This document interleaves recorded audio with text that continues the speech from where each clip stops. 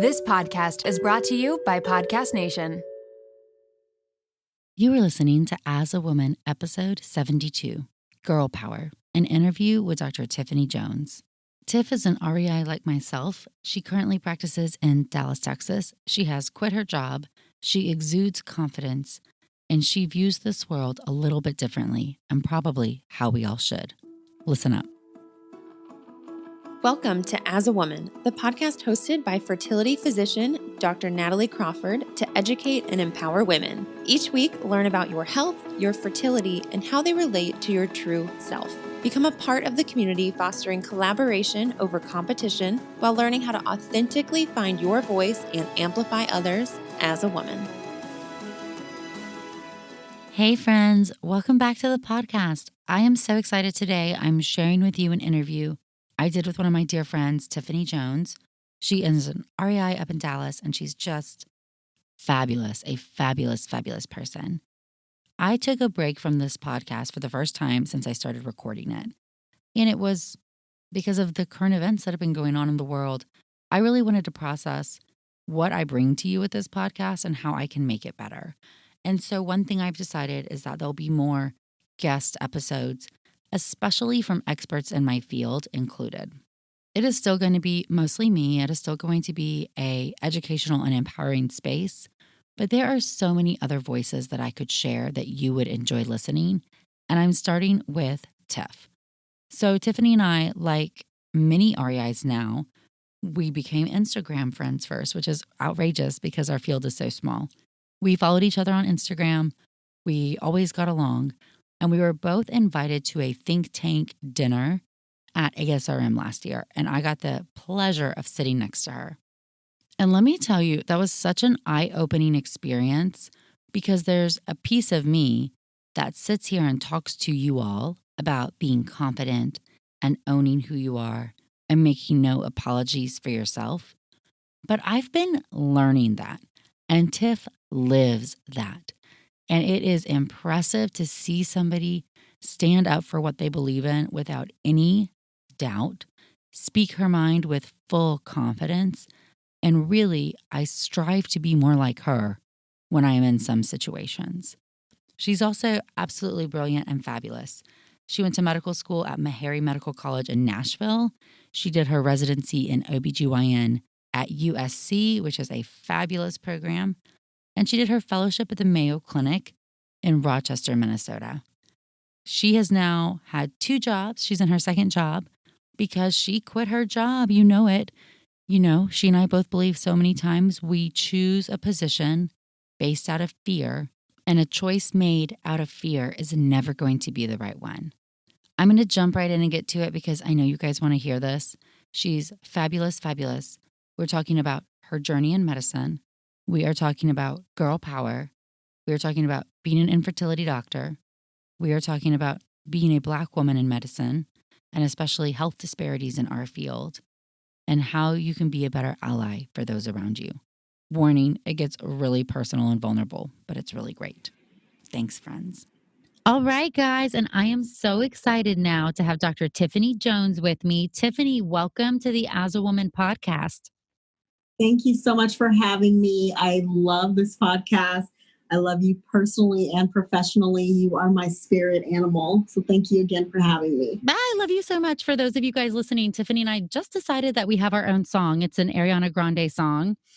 I like it. I bought it. Yep. That's us. So that's kind of our life motto right now. If we want something, we are going to go after it. And that's part of what we're going to talk about here today. Tiff, I just want to tell everybody the first time we met in person was at ASRM last year. And I got the best pleasure of being able to sit next to you at the dinner table of a kind of thought meeting with some big leaders in our field. And I just loved you from the first moment I met you. We'd been Instagram friends before that, but you speak your mind with such confidence that it truly, truly inspires me. And I just want to say that out loud for everybody to hear, because as women, we're often taught to be the quiet one and let other people in the room speak. And you just embodied that, not holding it back, owning your own knowledge and self-worth. And I love that about you. Oh, thank you. I feel the same way about you and what your platform does for so many women. It really, we have to kind of dismantle how we were brought up, because if you don't say anything, if you don't speak your mind, no one's going to know what you're thinking, and how can you be a voice of change if no one knows what you're thinking? I think that's such a pertinent thought, especially right now with how the world is going and we're seeing all this great momentum and activity when it comes to, standing up against racism and what you just said about if you're silent, nobody knows what you're thinking. And we really owe it to ourselves and to everybody around us to stand up for who we are and stand up for the things we believe in, and especially when that means standing up for other people as well. Well, for those of you who fast forwarded through the bio, Tiff is an REI up in Dallas. And I just want to start out with some basic questions like, how did you get into medicine and how did you end up in our field? Because this is a field many people don't really know about when they first say they want to be a doctor. So I was one of those kids that wanted to be a doctor since I knew there was an option to be a doctor.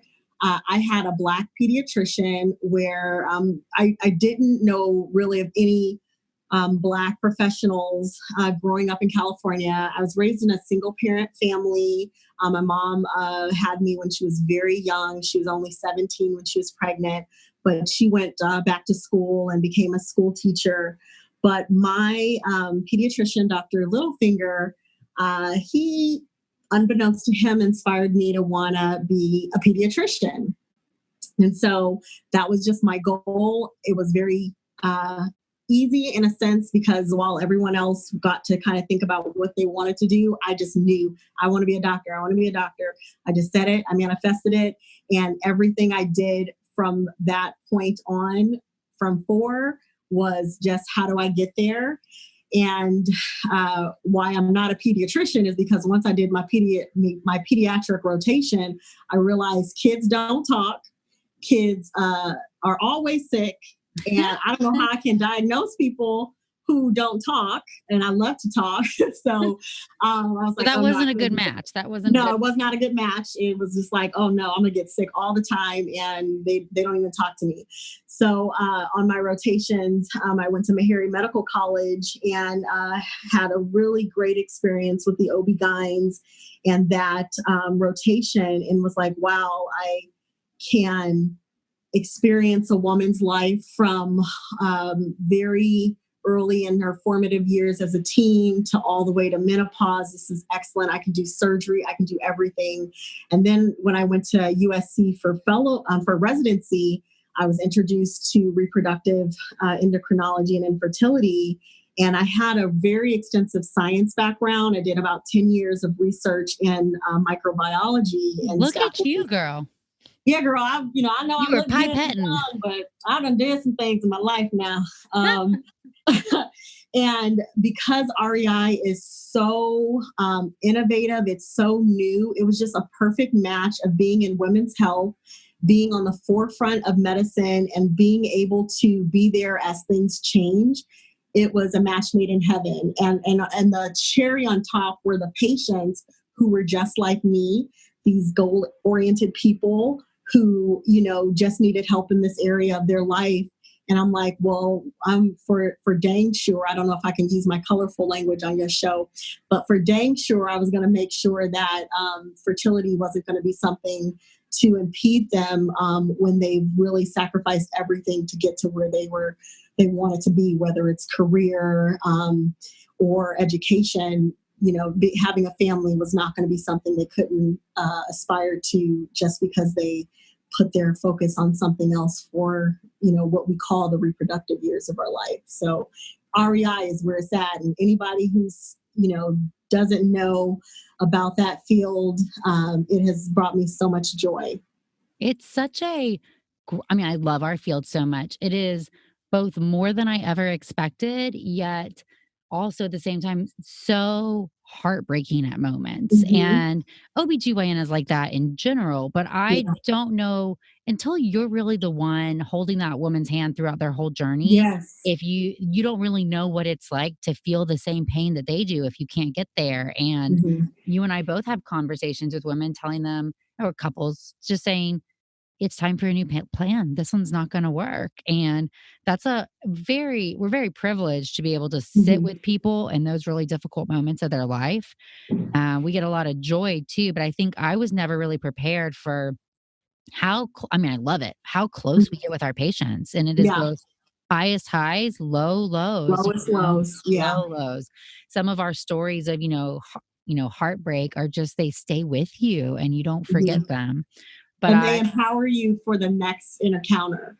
I think that's what I really um, loved most is even in the lowest lows, and we've had them, it helps build you up for that next patient who might face the same thing. You learn a lot and can carry somebody through based on what you learn from someone else. So that's such yeah, a we good are point. we are privileged, very privileged. And plus, it's also super cool. I mean, the tech we get to work with is just like the top notch stuff. And I think that always keeps us on our toes and it makes us be a constant learner. You can't be in this field and not love science and not love reading and learning and being okay changing your mind, right? This is not a good field for somebody who has to be set in their ways and can't evolve, because things that we're doing now weren't even thought of 10 years ago. So I love that side of it. But some people have struggle with that because they don't want to have to constantly be changing and living on like the edge of evidence-based Mhm. medicine. That's where I feel like we play sometimes, Yeah. just kind of on the edge. Well, this may help. So a study showed it was small and kind of give it a try. I want to ask, because when I decided to do REI, I was pretty scared because it's so competitive, but I really wanted to do it. So I just struck out telling everybody I'm going for REI and just like put it out there to the world. But I was really nervous and I interviewed at like 20 programs and it was crazy. I want to know how you took that stage of the process. Did you tell everybody from the beginning as soon as you knew? Did you kind of keep it to yourself? What was your mentality during that? Well, luckily, I went to USC with Dr. Ben Dixon and Dr. Paulson, so I Oh, they're had. so good there. They're I so good. know, I know. I was like, oh, I had some mentorship to lean on, and it really truly wasn't until my rotation with REI that I even thought about it. So that was like my second year of residency. But just like anything else that I've done, once I decided it, I had to make a strategic plan of now how I'm going to get there. And so the way that plan played out was, okay, research is heavily looked at in your application. I had 10 years of research and publication, so that gave me a little bit of a leg up. But then, it wasn't really focused in REI. So partnering with fellows and picking research projects and making sure that I strengthen that part of my that part of my resume or curriculum vitae, as we call it. And making sure that I really showed that I was interested by hunkering down with those fellows and being an active part, and doing well on CREOGs, which are our tests that we take in OB-GYN. But I really try to we're not reinventing the wheel. I never have been trailblazing anything. I've seen people who have done it. How were they successful, and how can I emulate that success? Because that's kind of a tried and true process. So that's how I've attacked everything. Just find out what that path is and stay on it. And I wasn't scared. I do understand that though, because once you start telling people, then you get those naysayers and stuff like that. I don't listen to the naysayers. I love it. Let me tell you, I feed on that. That is my. I knew you'd have something good to say here. I was telling somebody the other day, about the haters.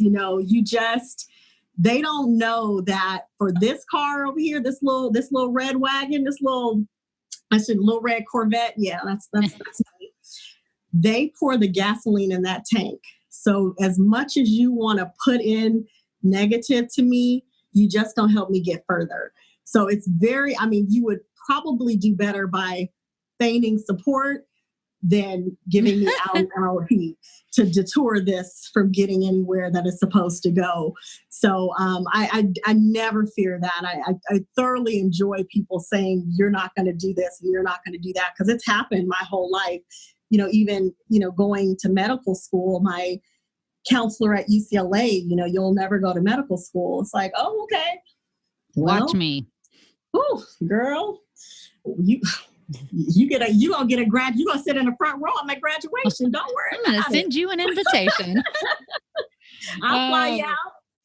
I love you so much. I aspire to have more of. I've definitely gained more of that as I've gotten older. Just like take it or leave it, and I'm gonna do this. And if you don't believe me, watch. Just sit back and watch.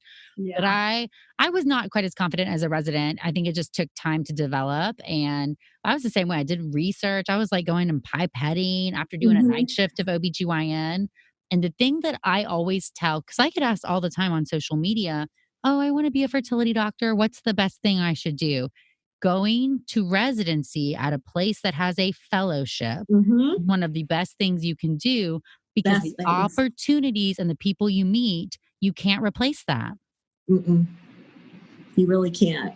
And that was also, strategic too, when I was interviewing for OB-GYN programs. Now, I'm born and raised in California, so I definitely wanted to be home, but having USC had everything, so there was really, if I did choose to do a fellowship, I knew I would have mentorship in any facet, even from family planning, minimally invasive surgery, everything was there. And not everyone, like you said, we're privileged to have these things, so you have to understand, but I don't want to deter people who go to community programs to say they can't do it.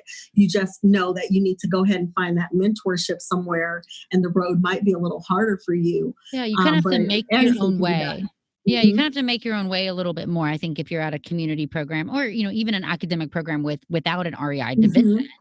You'll have to work a little bit tougher to just prove to the right people that you can make it, because it's still a really small field. I'm always surprised when people want to talk smack about each other or go and burn some bridges, because this field is small. And so people know people. And so when you're but I'll light them up. I'll let you know. I'll light some bridges up now. Oh man, when bridges should be burned, definitely they should be. I do it too, girl. Yeah.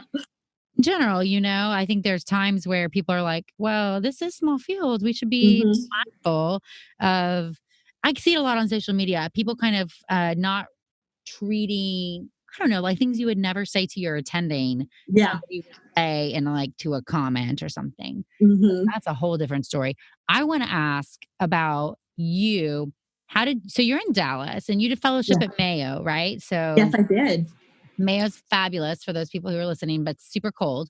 So you're at Mayo. So burr. How did you end up in Dallas? And then I want to hear about job transition, because girl, you quit your job, which I sure did. How I feel about that. And I'm very passionate that we come out of all this training, matching to programs and not having a say really in what we're doing to some extent. And we don't even know how to evaluate those options to see what really fits us and what's important to us. But tell me about how you kind of decided to take your first job, and then the process of changing jobs and quitting, and what that was like for you.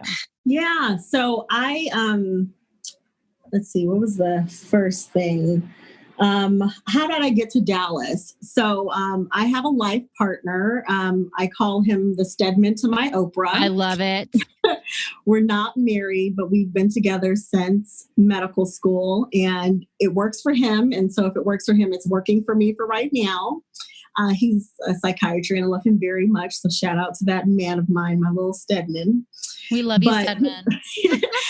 So his family took roots here in Dallas. And so when we were thinking about where to kind of build our lives, it was between California, where my family is, which is super expensive, okay?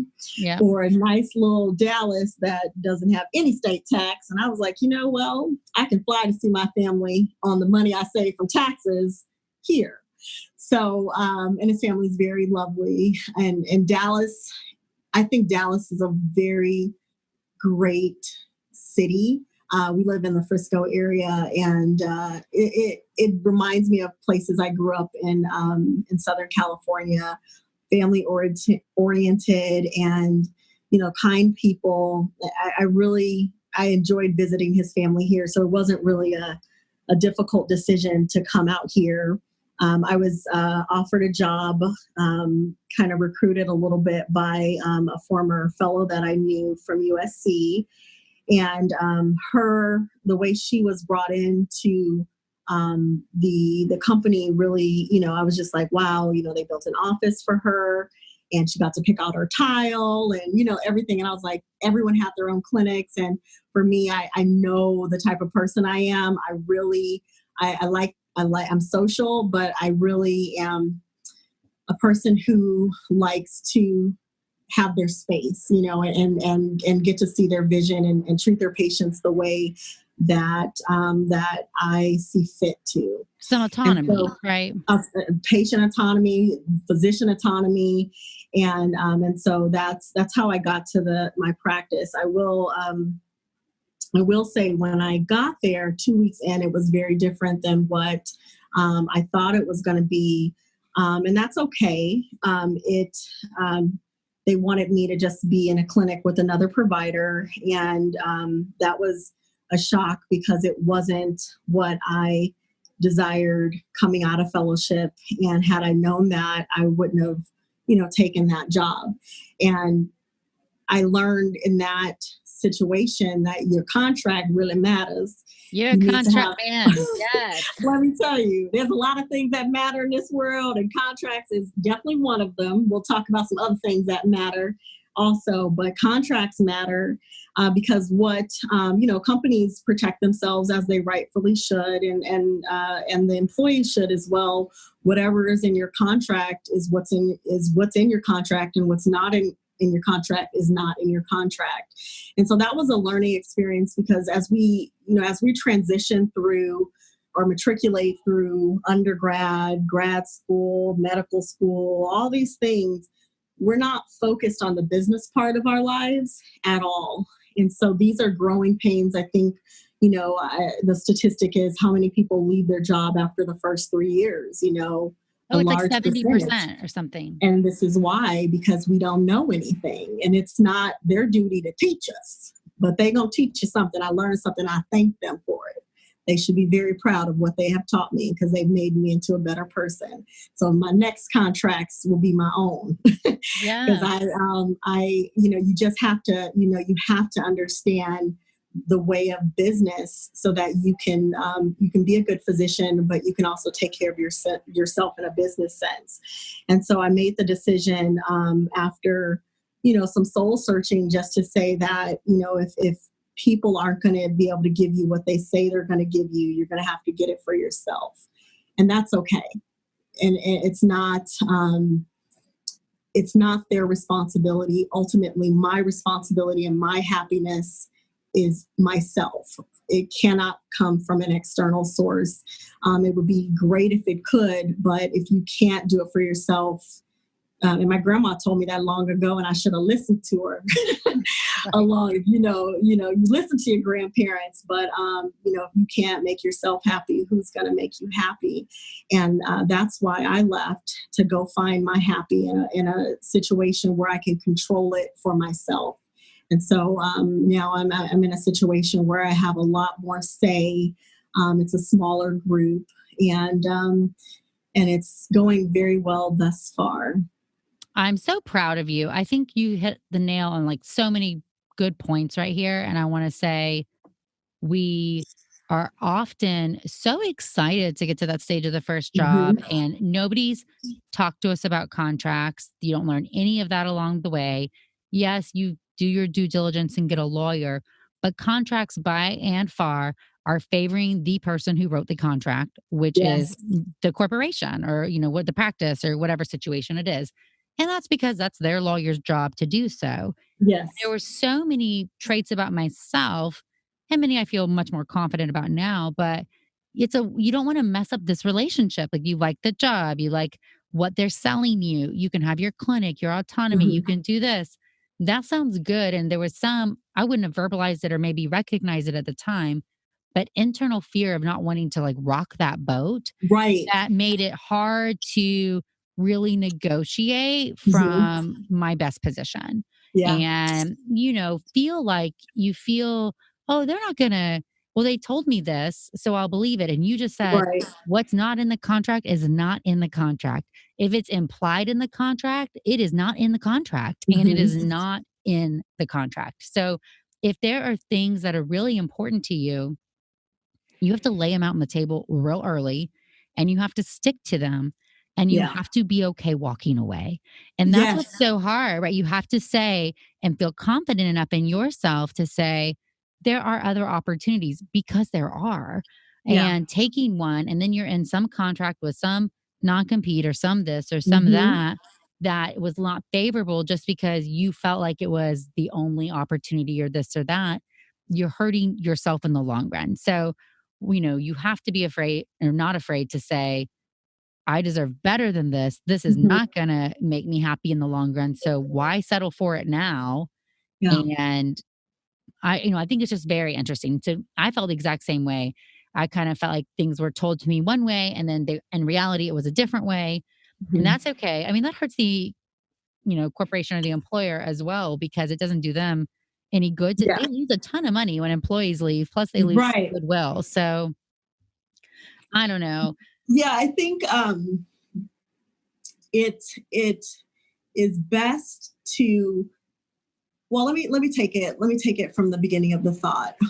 We are so thirsty when we get out of when we're graduating from whatever, and we're supposed to get a job.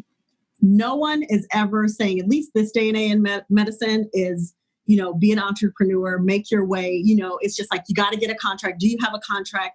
What's your contract? So then you get these contracts and it's like, they already have a leg up because you're so fearful and you're so hungry to say that, yes, I've secured a job, and I had a contract very early and I was very happy about that.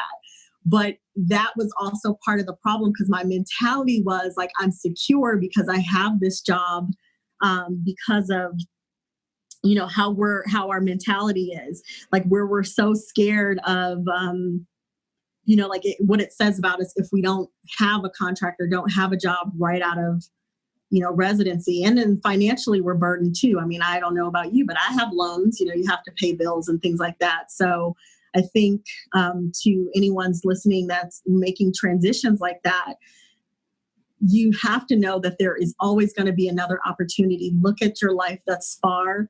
Don't be afraid to walk away or to negotiate. If you don't want to negotiate, you have lost that battle and you will be in the position where you're leaving that job after that contract or even before it ends. Exactly. Or you're going to burn out and then you're done with medicine altogether. So Oh, how did yeah. that help you? You put in all this time and then you're burnt out and it doesn't feel worth it to fight your non-compete or to sit out or to Mhm. move. And so you say, never mind, I'm going to do something different now. And that's the complete, because it feels like the path of least resistance. Mhm. However, it's just, it's all goes back to that for a few things. I mean, I think one is feeling like you have permission to advocate for yourself in that negotiation and knowing that that's okay, because it's weird, or at least in our field, there's not tons of jobs coming out and where they are kind of varies. And if you have a location you want to be in, you may not have tons of opportunities, but there's always more opportunities than you know. And you can always Yeah. create your own opportunities. And I know that's harder in our field than in some other. Beyonce told us, she said, chop down a tree and build your own table. And let me tell you, there's We some are trees building out tables. here. There's some trees out here and some tables being built. We are building tables. I feel the same. I mean, obviously now I'm in the lucky spot where I've now quit jobs twice. Yeah. So well, here we are. It's the first time I'm talking about that on this podcast. But I think it's also okay to say that your needs can evolve. And so walking away to things that are the wrong for you and having enough awareness to say, hey, I thought that would work, but the truth is it's not. I grew above that opportunity and I need something different now. You're allowed to do that too. So just if anybody needs permission for that, I think it's important to hear that no piece of paper contract is worth quitting medicine over. What you need Yeah. to do is figure out how to make it work for you. And it won't be easy, but it will be worth it. Yes. Okay. We could probably talk on that subject for like 3 whole hours and then everybody be mad because that's not how Over long drinks. and over some drinks.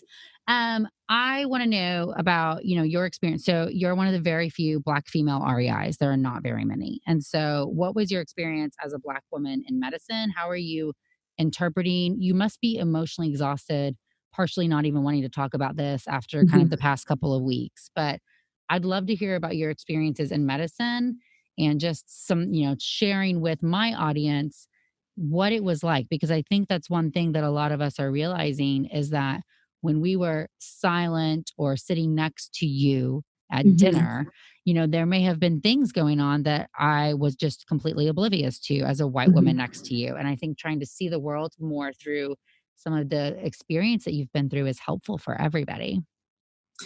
Yeah. So, one of the things that I have probably been hurt the most by is the silence, because when I was in fellowship, Philando Castile was murdered, and I was in Minnesota. And like I said, I come from California, so my friends are very diverse. You keep track of people from high school and middle school through Facebook. And at night I would be up till like 1 a.m. on Facebook, counteracting everyone, trying to explain why he should have been shot, and all this, and just the anger, trying to grapple with that. And then I would go to work the next day and nobody was talking about it. Like I would, like literally would, trying to fight back tears. This is a man I don't know, but this is a story that I know. This is a story that I know too well, because it's more common than I think anything should ever be, where people lose their lives for whatever reason, when I can't bring a life back. So it was very hurtful to go to work. And one, I felt, for me, I didn't want to bring it up. I didn't want to say anything. But then I was also angry because, like, I feel like if I was so hurt by this human dying, why is everyone else just like, well, what do you want to do for lunch? It's just to live kind of, one foot in each world is so hard. And as a Black woman, as a Black person, I have to do that in life a lot. We call it, either code switching, where, like the way I am, at work, maybe it isn't my true self, and I am afraid of being my true self and having my true feelings, because it'll be to this or to that, or it's not professional. It's, like it's a lot. Or you have to listen to the people who at the water cooler say nasty things, where, you want to just go off, but I know I can't. I have too much to lose, but I want to. So it's really a true constant rage sometimes that you're in, and the silence is just so hurtful and enraging, because you just, we're all human. And so you just don't know. And what I've really gathered from, what's happened now is that it wasn't just me that was sad. I don't think that the silence was just because people didn't know what happened. I think it was also because people were feeling in the same way of just wanting to make it through the day without any conflict, not wanting to be in any discomfort. I did the same thing, because I could have said something too. But we're all trying to like make it. But now, in light of this man being murdered in the way he was, with such disregard for his life, a bullet is something very quick, but 8 minutes and 46 seconds is a very long time. It's hard.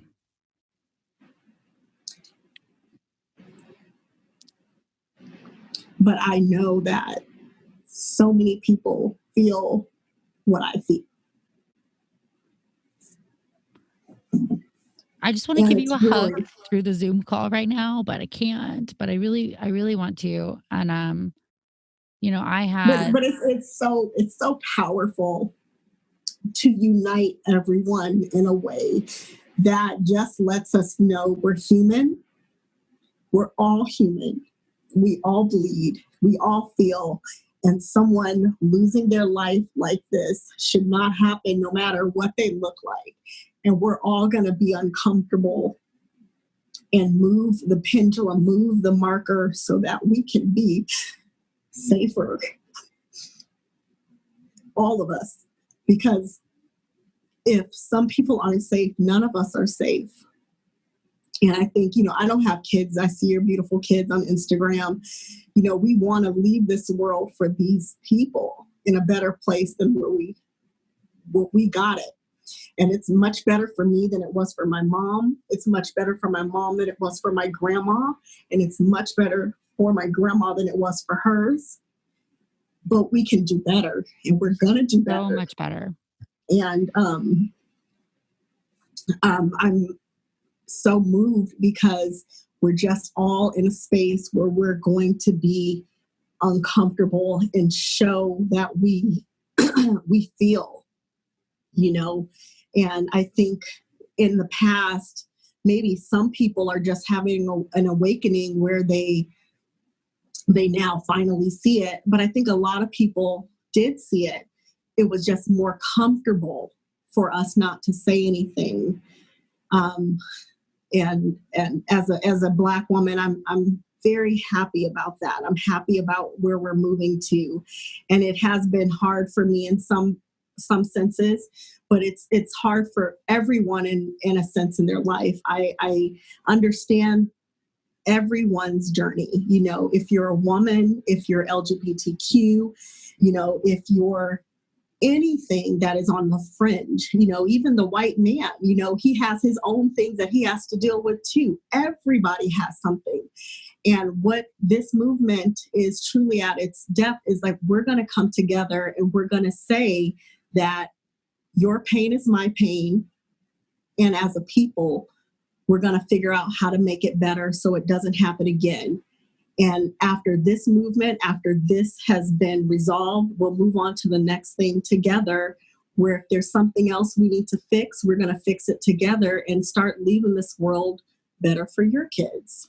I think it's been really eye-opening for a couple. Not that I didn't know racism exists. I mean, I grew up in South Georgia, and I think one of the things, and I went to college in Alabama, and I feel like in a weird way, and I'm a huge advocate, just like you said, for wherever you are, you matter, and no matter what. But I wasn't raised by racist parents, and I saw really overt racist acts, and so I got into the mindset subconsciously of, well, I'm not doing that, so I'm okay. Yeah. Do you know what I mean? Yes. And not realizing, which everybody's using the word now, but I really had never thought about it, being anti-racist. The middle ground is just as bad, and I'm not just as bad, but it's not helpful. It's not productive.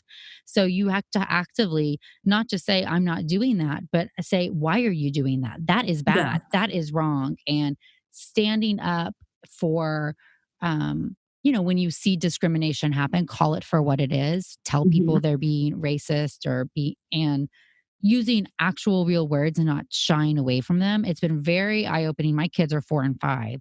Yes. And, they know that a man named George was killed by a police officer by, sitting on him until he couldn't breathe anymore because of the color of his skin.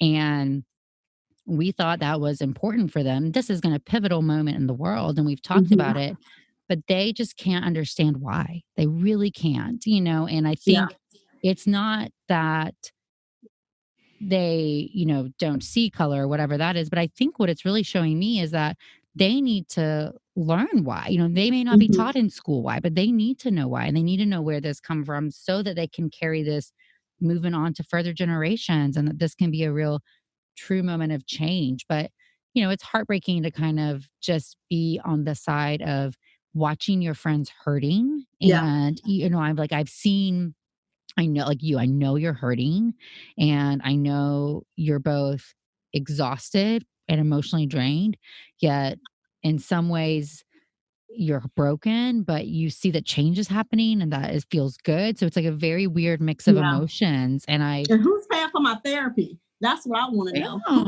Who's going to pay for my therapy? We need to get you some, girl. Because at this point, we all need therapists. I know. Because it's really, it is the emotional roller coaster that we're on a daily basis is, this year has been something. 2020 has been just enough to, fracture the mind. Where did the murder hornets go? And Listen, where did they go? I just saw them know. for they were barely a character. They got to be coming back, right? One of the biggest things that people get unsolicited advice about is their skin. So if you're tired of hearing that you should just wash your face at night or do this or do that, it's time to get some actual help. And there's a lot of buzz about what's right for you, but in my opinion, it's best to get advice from real experts. And that's why we're excited to partner with Apostrophe. Apostrophe is an online platform that connects you with an expert dermatology team. It allows you to get customized acne treatment for your unique skin. Through Apostrophe, you can get access to both oral and topical medications, things that are used clinically with proven ingredients to help clear acne. Simply fill out an easy online consultation about your skin goals. You'll have a virtual consultation, and then you'll get your own personalized treatment plan. Personally, I love how simple it was to sign up for your visit, the personalized treatment plan, and access to an expert team. We do have a special deal for the audience. You can get your first visit for only $5 at apostrophe.com/AAW when you use our code AAW. That's a saving of $15. The code is only available to our listeners. So to get started, go to apostrophe.com/AAW, click Get Started. Use the code AAW to sign up, and you'll get your first visit for only $5. Thank you, Apostrophe, for sponsoring this episode. They have to. But Natalie, I think that it is, like you said, complacency has really been hard for people who have been marginalized, to people who have been, taken advantage of, when the people who might have the power, or at least the power in a moment to say something and to stand up for someone who can't do it from themselves. It is hard because, and it is dangerous, because if a good person isn't going to say something, then it's only going to be the bad people who are going to win. And now I hear so many voices of so many good people that are just becoming allies to a movement that was started so long ago. And I hope that this continues and can't be a fad, because otherwise we're going to be doing this, year in and year out.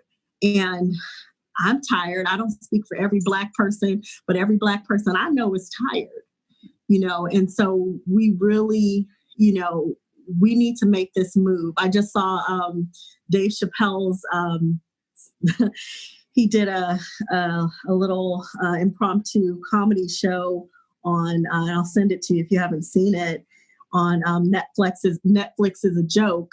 And it was very short, but, at the end, he really said, this is kind of like the last stand. You see the world uniting, everyone's saying what they want to do. But if this fizzles out, I'm scared for where we go from here, because we're just very, we're at our boiling point. So I hope that we can get it together, and I hope that we can get justice for George Floyd and his family, and for anybody who has been unjustly murdered, and move forward and find peace and find some unity. Yeah, really make a change in the world so that this can be, a moment that we reflect back on, sadly, but, I'd love for the world to be where, the next generation can't fathom that it was any other way, that it seems like for your babies and for the babies we make. For all those babies we make, we make all those babies. We want to lead this world. Yeah, we want to better for those babies. What do we do about what? Another good point that's coming out is a lot of people talking about the different health disparities of Black people in general, but especially in our field of Black women. And I think some of the most concerning ones to me are the reports that Black women don't get referred to, specialists because of whatever reason, even in the setting of cancer, Black Yeah. women don't come to see us to freeze their eggs, not because they don't want to or can't afford it, but because Mhm. nobody sends them on. They're not referred Yeah. by their primary provider, or that they're not believed when they're in pain, or that they bleed more because they don't have attention given to them after labor and after birth. And how do we start to right some of these wrongs? I don't have the right answer there. Is it purely just education? Do you think it's just subconscious bias and racism? Or what do you think we can do kind of as medical Yeah. providers, for people who Yeah. are listening, who are in the field? How do we start to really take care of Black women better? So I think that the first step would be to have to just acknowledge that there is bias in our system, because you can take two people with the exact same symptoms and see how their care can diverge.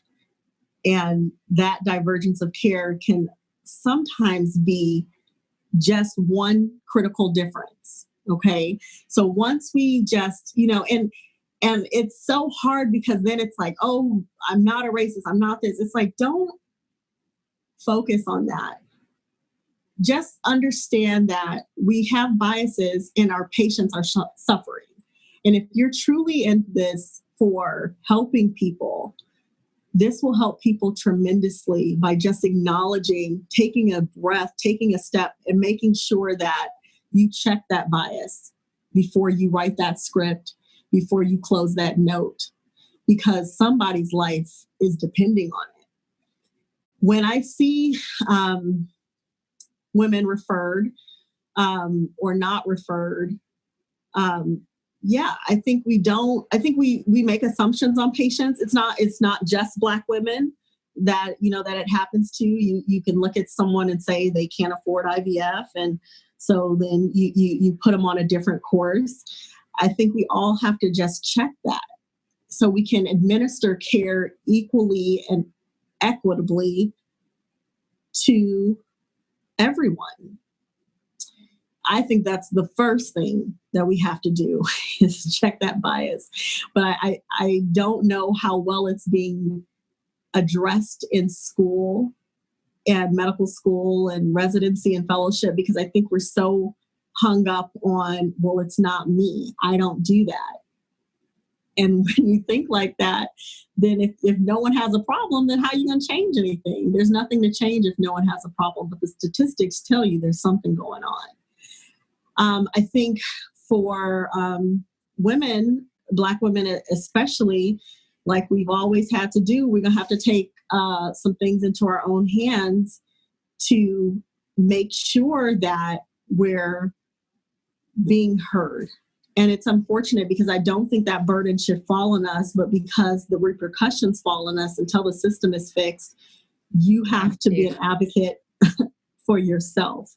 I tell my patients that when they sit down, like, we are on this journey together, but you need to let your voice be heard. And if I ask you why we're doing something and you say it's just because my doctor told me, that's not good enough. You make them explain to you what this medication is, why you're taking it. You have to do that. I think another thing that is very important is diversifying the different fields of medicine. It's there are things like, you think about language, how, I speak a broken Spanish. My broken Spanish does not translate to that patient in a way that a fluent speaker could, because there's nuances, there's cultural differences that I might say something and they take it in a totally different way than I was trying to portray it. Medicine like that is like that for different cultures too. Like the way that I can communicate to some of my patients on a cultural level helps to empower them. And that's important. It's an important part of that patient-doctor interaction. And I think diversifying the field will help. It's not that you as a white woman cannot have a Black patient. Of course you can. But having other doctors of other cultures be available as well is important. It's very important. It's important to inspire other people to do it. It's important that some patients who might be seeking that out can have that access to it, and maybe be more likely to seek that care. And also checks and balances where now you have other doctors of other cultures in the room to make sure when decisions are being made that someone's speaking up for that culture. I've been at that table where you're about to make policy, and I'm like, well, hold up, this is about to disproportionately affect one set of people, and nobody's thinking like that. So the diversity of our field is important. And those are some of the things I think we can do. But until this is fixed, I urge women, any woman to really speak up and know what's being done and to do their research. When you talk about Dr. Google, I Google stuff just to make sure that I know this good podcast you could listen to. Yeah, as a woman. But no, I think so. You said something, I wrote it down. So you said we're on this journey together, but you need to let your voice be heard. So you're essentially telling your patients to be their own advocate and essentially, not to give up on their health. And I think that is such an important statement. I also heard, you didn't say it out loud, but one thing that I heard you saying in there is that we need the younger generation of women to say, watch me to their college advisors who are telling them they won't go to medical school, or to people who say, you can't do this research, or you can't get that grant, or you won't get into this, or you can't do REI, because you have to be able to get into these spots too. And it will take the system being reformed, which will take many, many years and needs to happen. But what that means is, in the meantime, those young women and men, we need you to be advocates for yourself, because you have to keep pushing through and not take no for an answer and get to this stage of the game so we can have more representation from all cultures in medicine. Because, you've said, are you on Twitter? Have you seen the hashtag like Black in the Ivory? So I'm on Twitter, but I don't really know how. I'm a millennial, but I call myself a millennial light because I am just on the precipice of not being a millennial. We're the same. I barely know how to Twitter, it's like that tweeting stuff. I'm like, oh Lord. And you on TikTok now. I said, I'm done. I can't with TikTok. I will watch the videos on Instagram. So I'm on Twitter, but I'm not on Twitter. But you said it's Black in the Ivy? Black in the Ivory. Okay, Ivory. Okay. And it's pretty eye-opening and real. I mean, not that it won't be eye-opening at all to you, but like in some ways it's just like how often, we know this, people are being told different anyways. I just really feel like, man, we need to empower our patients to stand up for themselves, but man, we also need to empower our younger generation of future doctors to not take no for an answer, and that they can. Absolutely. And it's important because I think that when you're raised, and I'm pretty sure you don't even raise your kids like this because you're very progressive, Natalie, but when you're raised, the respect of authority is held at such a high standard that I think people can become misled in that they become complicit and not challenge things. You have to challenge things, and you have to let go of that fear of what's going to happen. I'm not telling you there's no consequences. God knows there are consequences. Oh, there are. Big ones, okay? And that's okay. It's okay. Don't let the fear of, if I say this, then they're not going to like me. If I say this, they're going to fire me. If I say this, I'm not going to get into this school. I'm not going to. There is going to be a way for you. But if you hold on to that fear and just go along with that ride, you gonna end up in a place that you didn't want to be in. So yes, I know we raise our kids to, respect everybody and things like that, but there is a time and a place for everything. And sometimes there's a time to challenge authority. There's a time to challenge your doctor. There's a time to challenge the course of action. There's a time. And if you're going to just be led, you sometimes are going to be led astray. And again, like I said with my patients, I'm not here to preach at you. I'm not here to just pull you and prescribe this to you. We are here together. We're here together. And if you need me to explain it one more time, I'm here to explain it one more time. And if you have a doctor who's not going to explain it one more time, get a new one. Another doctor. Get a new one. I agree so much with everything you're saying, just because we've got to stop making decisions based on fear, because you're almost always making the wrong one. You're almost always not doing the thing that's really in line with who you are, who you want to be, or what you need to do, or what is right, or what you believe. I also think, I love what your analogy is. I always tell patients sometimes, what would you do this? I was like, you are driving the car. Like, I am in the passenger seat. I am telling you the different roads. I'm telling you the one that I might take, but you have this to be. Is the cliff over here, though. Yeah. I'm like, that's a cliff. Like, that's a mountain. I'm giving you some direction, and I'm telling you the path I would take. But ultimately, you are in the driver's seat, and you got to make the choice for yourself. And you have to feel empowered as a patient to make that choice. And I think that, I love how you phrase it. So I wrote that quote down, because I just think it's important sometimes to give patients that power, because doctor-patient relationships are an interesting thing. And I think they're changing over time. And you and I practice very similarly. Like, I am not here to dictate your care, to be paternalistic, and this is how we do it because this is the way. Like, that doesn't get me anywhere.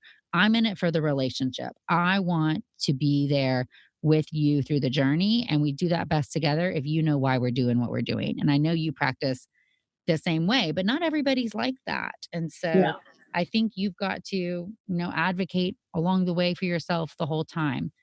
So we got to wrap it up soon, but I want to know kind of, you're one of the best, like my favorite girl boss people. You just really, really inspire me daily. And I told you that when I quit my second job, I was like, Tiff is going to be so proud of me. And, I was like, you are going to be so proud of me. And I couldn't wait to tell you. And that, it's rare to have people in your life who you feel like when you make hard, challenging choices, that they are there for it. Because so often you get the questioners. Oh, well, was that? What are you going to do for money? What about oh money? My God, aren't you scared? Oh my God. Like, oh my God, what about your girl? Hang up the phone. I know. That's not what you need. I mean, so I think what you do for me is you're like, yes, girl, yes. Right. Like, I've already thought of all those doubts, but we're not wasting time there anymore. And so you're such a good empowerer of other women. How do you want to tell women, how do you do better at that? Because so often we see women breaking each other down in order to make themselves feel better. And you are, the one who is elevating other women up and fixing their crown. And I think sometimes people have to learn that. Not everybody kind of comes by that, honestly. So I think it has been, in the African American community, you have either this crab in a barrel mentality where, you're all kind of clamoring up and only a couple will be on top and you have to step on everybody else to get to the top. Or you have a lift as we climb, let's all get there together mentality. And I kicked that barrel and said, it definitely is going to be better on my spirit when I leave this world, to know that I have brought as many people upward as I can, because I believe, and maybe it's not true, but I believe it. And someone told me that, I forgot what she said, but, basically you can make your own reality. And so if I'm in the matrix over here and I'm just going to be in my matrix, and I believe there's enough room at the top of this mountain for everyone. And that's why I don't have the fear of bringing anybody with me who wants to go. If someone calls me and they say, I'm quitting my job, I'm like, yeah, we need an entrepreneurial spirit. We need to make our own tables. How I might help you for an hour, talk about how can we best do this, but I'm not going to talk for an hour about why you shouldn't. And it doesn't help anyone. It doesn't help to be a naysayer unless you're going to be my naysayer and pour some gasoline in my car. It doesn't, like we can, you can give a critique and a criticism, sure, but a true friend is going to help you, or someone who's truly interested in building someone is going to help them find the way. And that's how I was raised. That's how I want to be. And I think it's not a bad way to be. And that's kind of the only people I surround myself with are people who are going to help me get there so that we can help other people get there. I love it. There is room at our table, right? Like there's room at our table. There is room at our table. If y'all want to come join our table, there is room. Tiff and I are here for it. I just adore you so much. And I want to thank you for being here. We're going to end with a few random questions. So get ready. Okay. They're just quick fire questions. Okay. Is this like Andy Cohen on Bravo? I don't know. I don't know what that is. Like, we're just going to ask you some questions and you're just going to answer real fast. And then we're going to go on. Okay. Okay. Okay. So your favorite color? Navy blue. Oh, I love it. Your favorite movie? The Color Purple. Sweet or salty? Sweet. Who likes salty? I do. No, girl. Mm-mm. For real? Like chips and salsa is like... I don't eat pickles. I don't like pickles either. Mm-mm. Okay, good. Then you're okay. We can be fine. We don't like pickles. Okay. If you were going to be on the podcast again and talk about a fertility topic, educational based, what would be your favorite thing to talk about? Egg freezing. No, pick something. What? Oh, you said fibroids? I said egg freezing. Fibroids? Yeah, and fibroids. Ooh, wait, what was the first thing you said? Egg freezing. Oh, egg freezing and fibroids. Those are good. I haven't talked about fibroids yet. I love fibroids. Yeah, have me back, girl. I got the time. Do you operate? Yes. Do you do, what kind of cases? Do you do, obviously, hysteroscopy, laparoscopy, but do you do robot? Do you do open? Do you do all I do open, and I'm also trained in Sonata, which I think would be fun to talk about. Okay, so fibroid. Sonata. I'm like, oh my gosh, fibroid episode coming up, friends. What's one piece of advice you give to younger women? Don't stop till you reach the top. Is that how the song goes? I think that's maybe not, but I think that's how the song goes. I love it. I think it's don't stop till you get enough, but I'm saying don't stop till you reach the top. Yeah, I think you're right. And then I don't know the answer, but if somebody's going to play you in the movie of all of us, who's it going to be? Ooh, a movie. Mm-hmm. I've always been told I look like Tia and Tamara, but I feel like, yeah, Tia or Tamara, they're twins. They can both play. They were in didn't they have a show like Tia and Tamara? Sister. I loved it.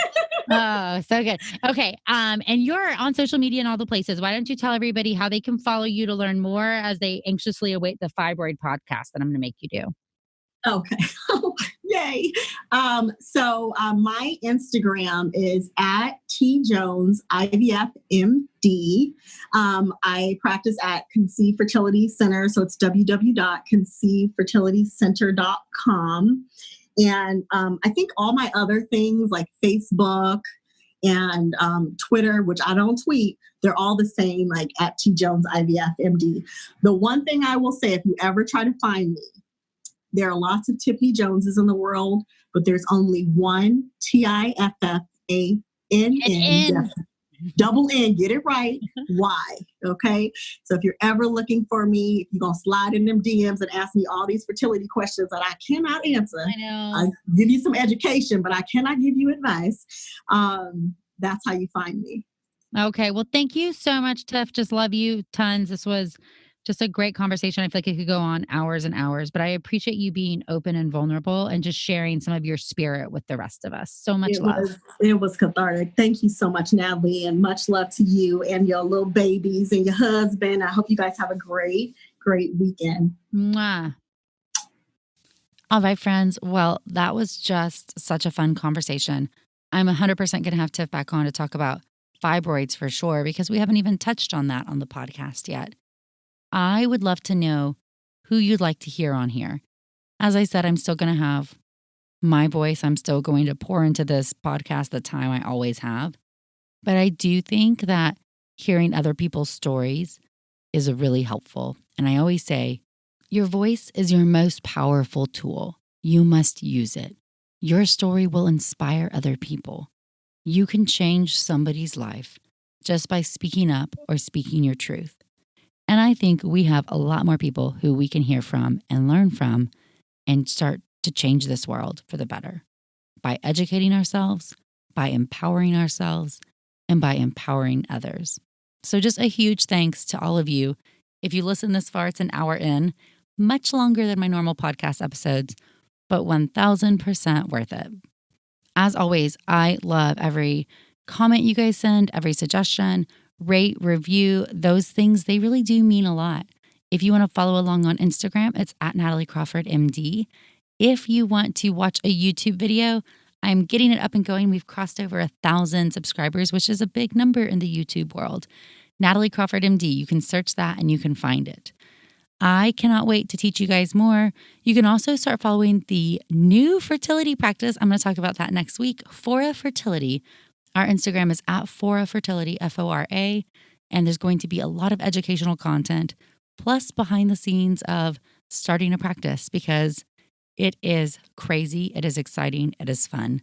But more than anything, thank you guys for all your love and support.